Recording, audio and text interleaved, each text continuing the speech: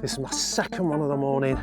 We're down here on Lake 8 to show you my favourite tactic to use at this time of year, which is a boilie and pop-up only approach. And I'm going to explain why it's such a devastating method and all the tactics that go with it. Hopefully we can get this to continue at the other venues. So yeah, let's get on with the video and get this one slipped back. I absolutely love straight boilie fishing. It was without doubt my favourite way to catch carp. It reminds me of when I first started carp fishing, when everything was a little simpler. No spombs or complicated mixes, just a pack of boilies, a bit of liquid, maybe a catapult or a throwing stick. I've had some really special northwest captures using this approach, and it's a method I always fall back on at this time of year. I can move on to shows quickly, I don't have to find spots, the rigs that I use I know I'm presented, no crashing spombs or anything like that, just simple stealthy fishing. Throughout this film I'm going to be fishing 3 different venues around the Peterborough area. We've got Lake 8 on the Woolpack, then I'm going to be heading off to an intimate day ticket lake which holds some truly special carp, and then to finish off the session we're going to be heading over to the Embryo Pumphouse Lake to hopefully show you that you can take this simple method anywhere to catch carp. The conditions are not looking ideal for this style of fishing, with temperatures expecting to soar and high pressure. It's early April, so I'll be targeting those shallower areas of the lake and features like reed beds or snags. On the rig front I started on a spinner setup, my usual size 4 wide gape hooks and a pink half-tone pop-up. I used 9 inches of 35 pound soft coated braid and broke up the colour with a marker pen so it blends into the lake bed. The lead system comprised of a lead clip, tungsten tubing and a 3-ounce lead, so that on the take I could extract the carp from the snags a little easier. So that's the rods out, just putting a little bit of bait out, not too much, obviously just straight boilie. It is still early, it's now the first week of April, so just putting around about 30 bait, so 15mm bug, 15mm switch and a handful of 12mm. When you are straight boilie fishing, the key is to keep the fish moving, and it basically means that you can fish quite a tallish pop-up, and as those fish are moving it basically just makes them easier to hook. If you've seen in the underwater films, when they're using loads of particle and a really tight spread, the fish aren't moving very much at all. So yeah, with a good spread of boilie, they're just picking one bit at a time, moving all the time, which means then you can hook them a little bit better. So that's probably plenty of bait out there now. Hopefully we can get another one. With the rigs out, swim baited and the sun beginning to fade, it was time to take in the beautiful surroundings of the Woolpack. And it wasn't long before I received a savage take on my left-hand rod.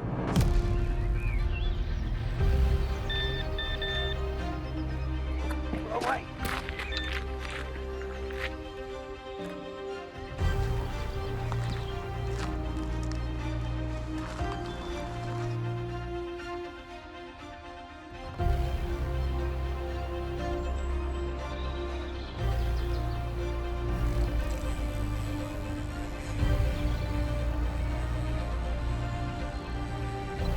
This is a really nice common, just sitting in the edge. Giving me a right rock around, wiped out one of my rods. Yeah, they just love to fight under the tips here. Doesn't help, I can hardly see anything with this sun either.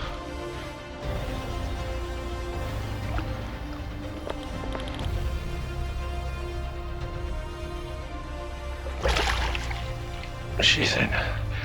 Get in. Oh, well happy with that. Yeah, that's a lovely fish. I'll take that. A real angry character, this one. Yeah, with its dorsal fin up. And it's certainly fought that way as well. It is really nice and simple boilie fishing. Yeah, and when it pays off with carp like this, I am over the moon with this one.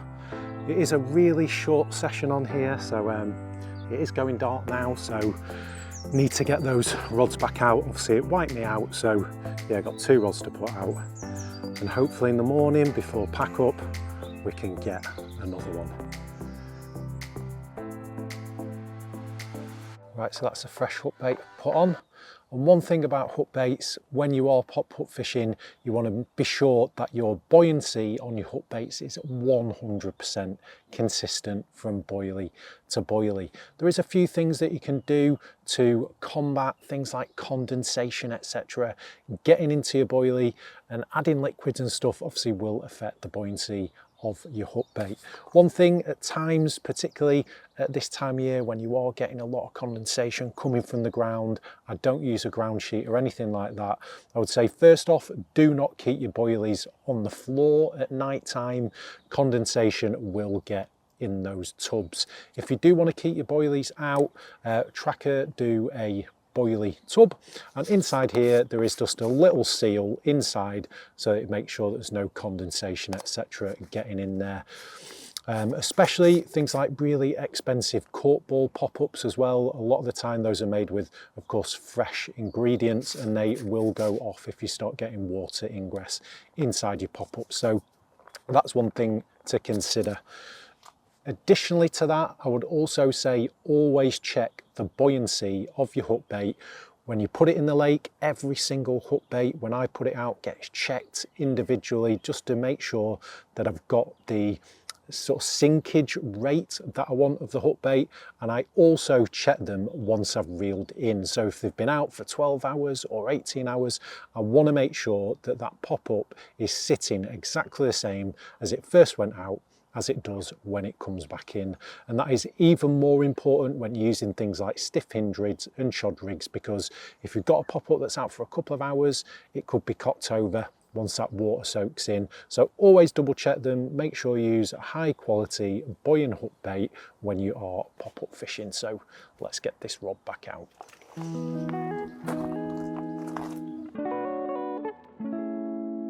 With the rods reset after that lovely comment, I was hopeful for another bite before we head off to the next lake. Quite often when fishing marginal snags, late evening and early mornings can be your best chance of a take, as they leave the sanctuary of the snags at night time and return at first light. So nothing for me last night. It's not surprising, the nights are still extremely cold. You're talking anything between 0 and 3 degrees at the moment. I did have a little tench this morning, just as it came light, but this is not the end of the session. I'm currently in the middle of a little Cambridge road trip. We've got either maybe 1 or even 2 very special venues still to come. So just got 2 more rods to reel in and then we're going to hit the road. So let's go. The premise of this film is to catch carp from 2 or 3 different venues to show that the method can work perfectly well in a variety of different lakes. So with a couple of carp in the bag, I decided that it was probably best to leave the Woolpack and go to a different venue. And with me having a weekend ticket for the pump house, it gave me the perfect opportunity to fit 1 more venue in. The next venue isn't too far away from the Woolpack. It is a stunning little venue, but it is renowned for being very tricky. It only actually has a small number of carp left in the lake due to it being ottered over the years, but if you manage to catch one, the odds are it will be a special one. And there are loads of carp all on the surface right down the bottom end of the lake. Yeah, as soon as I walked on, you just spotted them straight away. So yeah, super excited. Gonna get the bivvy set up, whack some rods out to the far margin. I think there's tiny little traps, almost sort of stalking tactics. And yeah, hopefully we can get some of the magical carp that reside in this little secret lake. So that's the rods out, exactly the same tactics as the Woolpack. The carp at the moment are sort of mid-water or in the middle of the lake. It is really deep out there, so I've basically gone for the shallowest water possible, which is, yeah, the far margin. So 3 rods are spread out. Yeah, and if we catch one in here, fingers crossed it should be one of the special ones. The lake has a really interesting story with it being right by the river. It has suffered with, yeah, otters in the past. Some of the carp, yeah, died or been ottered. There's not many left in here. Fingers crossed, I think some of the locals are trying to get it off the fence, but they haven't had any success yet. So yeah, hopefully they'll be able to get that sorted. But it is just a quick overnighter, so off first thing in the morning before it gets light and on to the next venue. And with the trap set, it was time to get the cameras on charge, ready for the next venue. And while doing this, I received a take on the left-hand rod, and after a short battle, I had one of the absolutely stunning gems of the lake sulking in the net.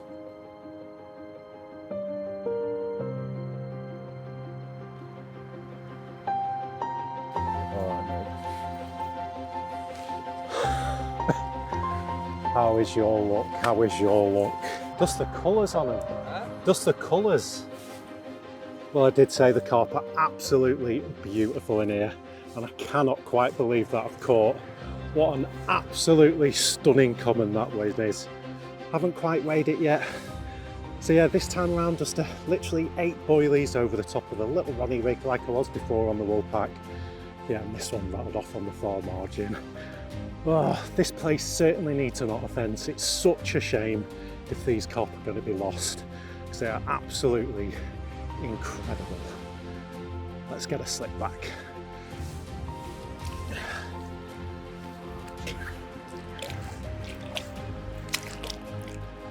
Go on, girl. Get over the top of this weed.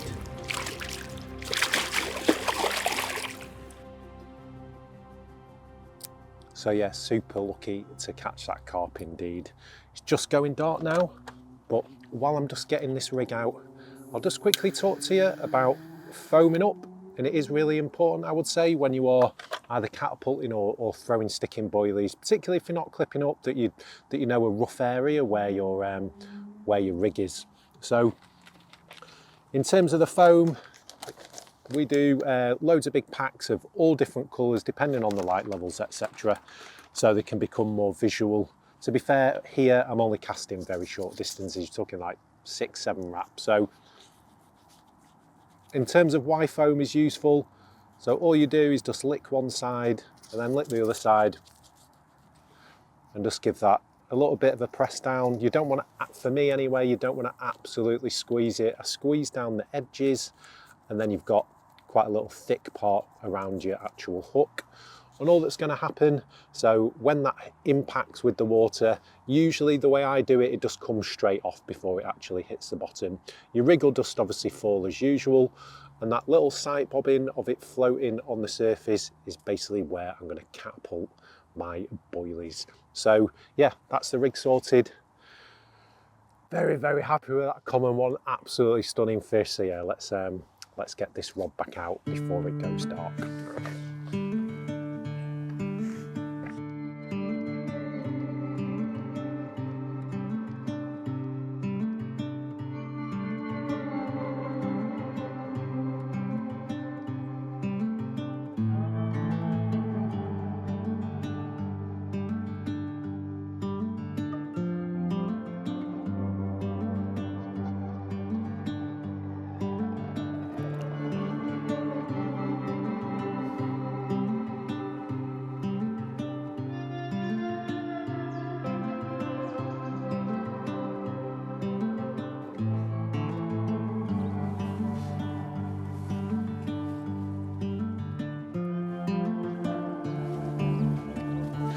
Well, how's that for a common carp? Lovely chestnut colours on it. Got some absolutely stunning commons this session. Yeah, this one is right up there with the best of them. Lovely, lovely carp. So happy with it. Those boilies and pop-up rigs are working perfectly.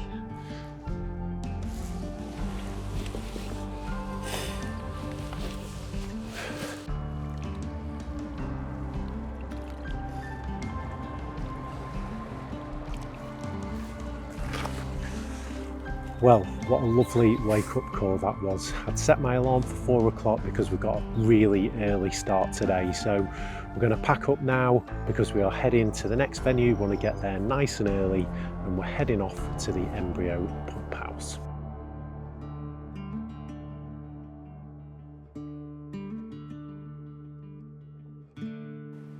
A huge part of these road trips is travelling and discovering new areas of the country. And Peterborough is not an area of the country that I've really visited at all, apart from driving to and from the Woolpack, and then you're just on the motorway and then you're off again. Some of the views when we were travelling down were absolutely amazing. Canals by the side of the road, huge vastness of flat land. At one point we even saw deer running across the fields. Now with regards to the pump house, the reason why we're setting off so early is I wanted to get to the lake as early as possible to give me the best chance of finding the carp. It was the start of the weekend, so it was going to get busy, so I was going to have little options to move if I got my swim choice wrong. Located in Peterborough, the pump house is one of the Embryo Angling Syndicate waters. It's a 7.5 acre lake in the middle of a business park. And with a stock of around 170 carp, including lots of scaling mirrors over the £30 barrier, I couldn't wait to get started. And after signing in at the Fisherman's Hut, I was surprised to look through the catch reports to see that there'd only been one fish out in the past 4 weeks. With the daytime temperatures and pressure due to remain high, my first point of call was to take a look in the corner swims where I could access the shallower water. After walking around the lake, I chose to fish a swim known as Remark, as it had a lovely margin reed line which saw the sun for the majority of the day, and some structure which looked like a really significant feature for the lake. With the temperatures set to drop at night time, the swim also had a variety of depths where I could place the rods at night. Hopefully I'd made the right swim choice and I could catch at all 3 lakes. Right, so I've seen a few fish, they're sort of very close in. There's a couple even here, sort of right in front of me. I'm not going to go for those. I'm just going to chuck out a single chod rig, not too far out, around about 20 yards, just to my left. Just going to cast over it, reel in, and if I get any form of drop, I'm just going to leave it for the day. So we'll see how it goes. Let's see if we'll get a drop here.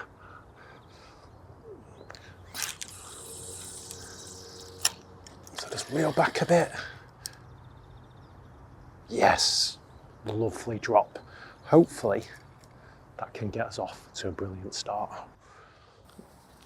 Just going to slacken right off here, so I am on just a little choddy, and it's really important when you are fishing chod rigs, I'd advise you to generally use fluorocarbon and have a super slack line. So bobbing right onto the bottom, that one is set.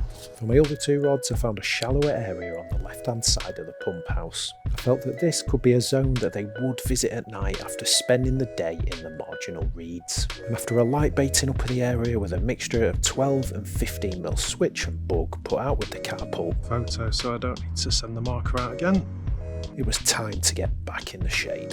So that's 2 rods out. I've just got one final one to go, of course. But in terms of catapults, I have been using a catapult throughout this session, and the one that I'm using is the Boilie Pop. It's been perfect. It's got it the exact distance that I want when I am fishing, and the elastic on this isn't actually that stiff, which is perfect because you can get quite a lot of distance with it. In terms of catapults, if any of you have used them in the past, they are renowned in general for the elastic snapping. Whatever you do though, don't throw your catapult away when it does snap. You can just cut them down. So generally where they either snap at the top or the bit where you put your actual boilies in. So all I do if that does happen, I just trim them off and then just replace them back on. I have used catapults in the past where they have been an absolute nightmare for the elastics coming off the actual section where your little pouch is, or at the top here. Now I haven't had this happen with this particular catapult, but if you do have that with a catapult that you are using, your best friend is basically a zip clip. And all you're going to do is just wrap them around where it actually meets the pouch or at the top, and just make sure that they are fixed on extremely tight, and then just give them a chop with a pair of scissors nice and tight. Now one thing that I would say with that method is that of course it can wrap against your knuckles, but I would prefer to be able to use a catapult rather than not. So yeah, final rod to go out, first ever night on the pump house. Let's see if we can complete that mission of catching a carp from every single venue that I've fished. Perfect. Drops on all 3.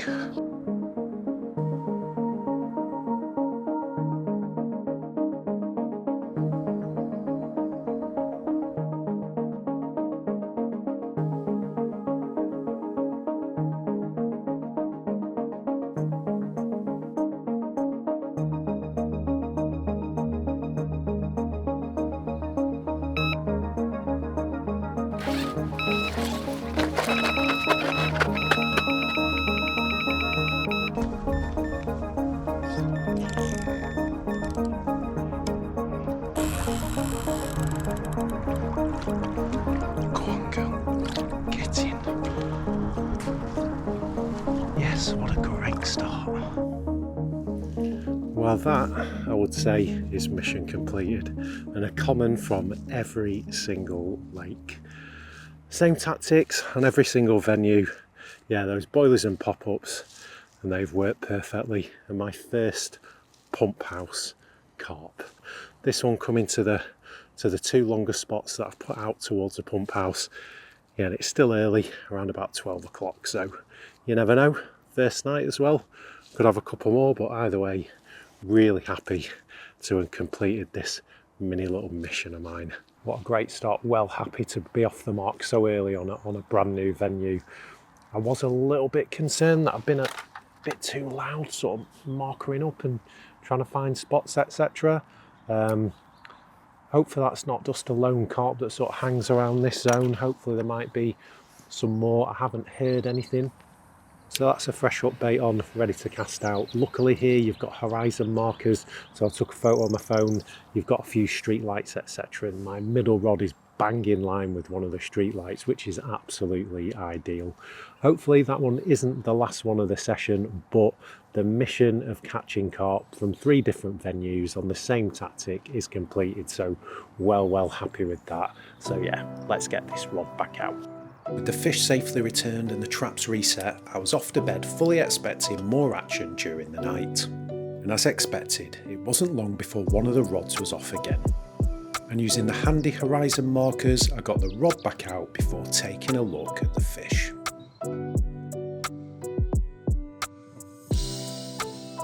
So fish number 2 of the night. I think we've been a little bit unlucky with the sizes so far on this lake.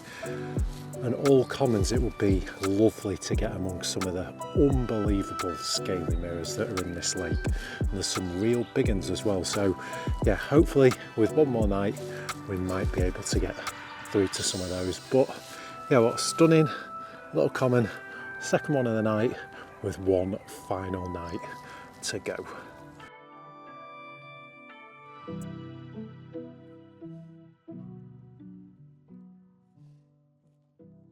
The rest of the night remained quiet and the sun rose on my final full day on the pump house. At this time of year, the fish will often migrate into the shallows following the morning sun. And right on cue, one of my rods was away. And after a short battle, I had my 3rd fish from the pump house sulking in the net. A rare day bite for me on one of these venues, and another lovely common from the pump house, Embryo Lake. Without further ado, let's have a look at all of the rigs that I've been using throughout this session on the 3 different venues. The first one that I was using, and this was the one that I was using down at the Woolpack, and this one is just a simple Ronnie rig with some soft coated braid, and this is just going straight to a leg clip and a little bit of tubing. The reason why I love using tubing and leg clips is to get around various bands from the various different lakes that I fish. Every single fishery allows tubing and a leg clip. Yeah, and just a simple Ronnie rig with a bright pink pop-up, a size 4 wide gape hook and some soft coated braid, and the length of it you're looking around about 12 inches. Now why would I use this over other rigs? Well, it's generally just the speed of it, and I do find it a really effective hooker. The carp that I've caught, I was using this at Woolpack, I was using it at the little lake as well, and every single carp that I had a run from was absolutely nailed. And the majority of my fish this session have just come to a pink half-tone pop-up.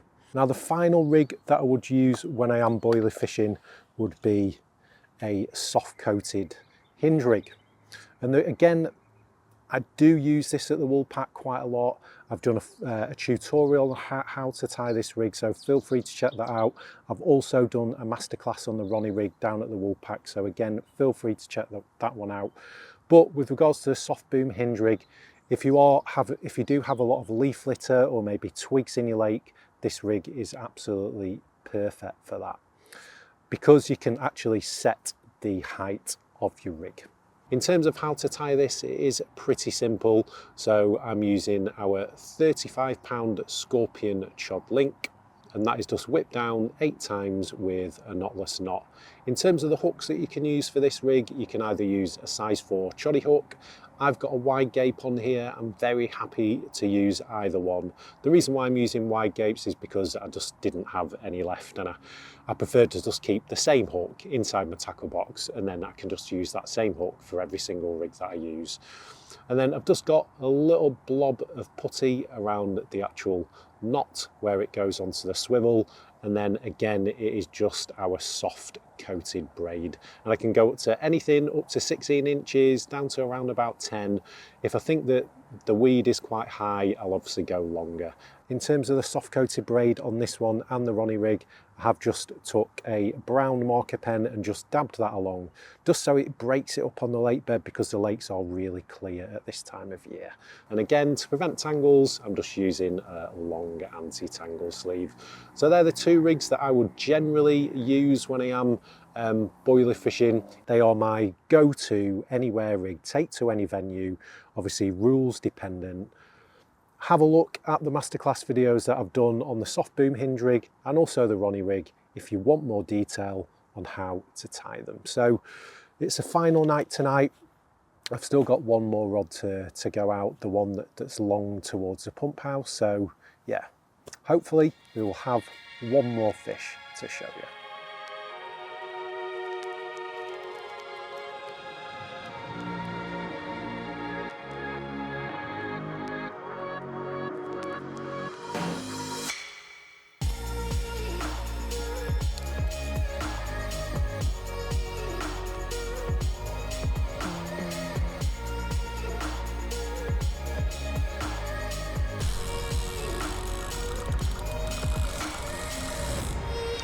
This looks a better size one, definitely. It's another common. That's crazy.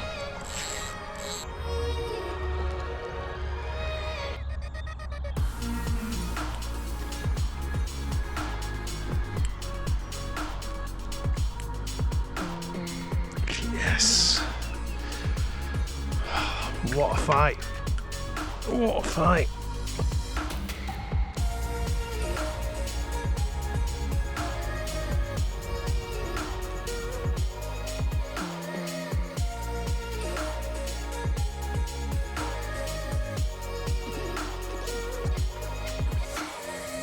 Biggest one from the pump house, 30 pound on the nose, and this one gave a right account of itself.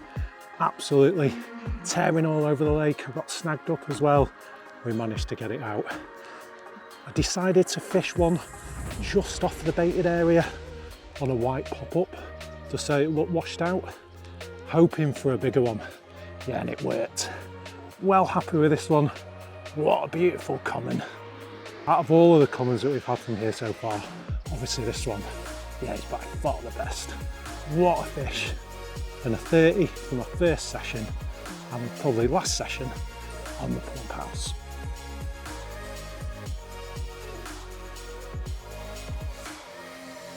So we're coming into the final night now, and I just thought I would run you through my choice of rod for this particular road trip. And the one that I chose was a Propel A's in 12 foot, 3.5 pound. And the reason why I chose them is because I was fishing 3 different venues. I wanted a rod that could do a variety of different things. So I wanted the strength in the tip end for when I was getting carp out of the snag, say for example in the Woolpack, but at the same time I wanted a really forgiving rod where I could play fish in close quarters within that little lake. Additionally, here I've had to pump a fair distance at least, so that's why I chose a 12 foot over the 10s, just because I could fish a variety of different venues. I didn't have to bring different rods with me, etc., and they've suited me absolutely perfect for 3 different venues. They're really nice sort of styling with the little bits of red detail here and there, and when coupled with a big pit reel like my Daiwa tournaments, they've been a perfectly balanced setup for every single venue that I've fished during this session. So we're coming into the final night now, as I said. It's probably going to be going dark in around about half an hour, so time to watch the sunset and enjoy my final evening on the bank.